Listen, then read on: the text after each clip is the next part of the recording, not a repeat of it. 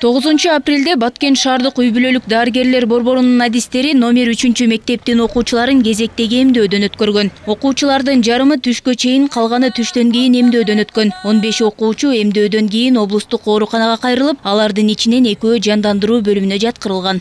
Ошо номер 3 мектепте эмесин кармап, лестницадан түшүп кетем дегенде жекеси кармап калган.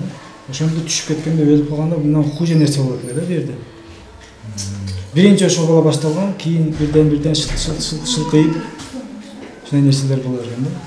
А менин кызым жакшы эле келип, мына жерде өзүн жоготуп койгон, реанимацияга анан кийин алып келген. Алдын ала маалыматтарга караганда 5-класстын окуучуларына кептөр менен сенекке каршы ийне сайылган. Андан кийин эмделген балдардын ондон ашыгынын башы ооруп, кускусу келип титиреп, Баткен облустук бириккен ооруканасына тез жардам аркылуу жеткирилген. Учурда ооруканага түшкөн балдардын абалы канааттандырарлык. Алардын бирөө гана бейтапканада болсо, калгандарына амбулатордук жардам көрсөтүлүп, үйлөрүнө жиберилген.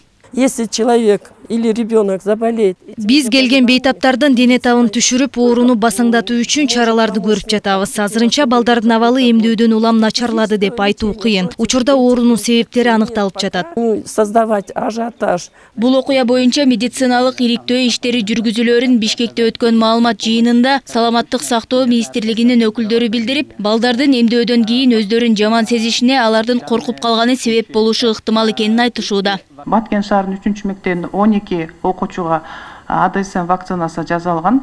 Анын ичинен 9 апрель күнү саат 4-тө балдардын баш ооруксунуп, ыйлагысы келип, скорая помощь чакырылып, аларды ошол жердеги Баткен территориалдык ооруканасына алып барып жаткызылган.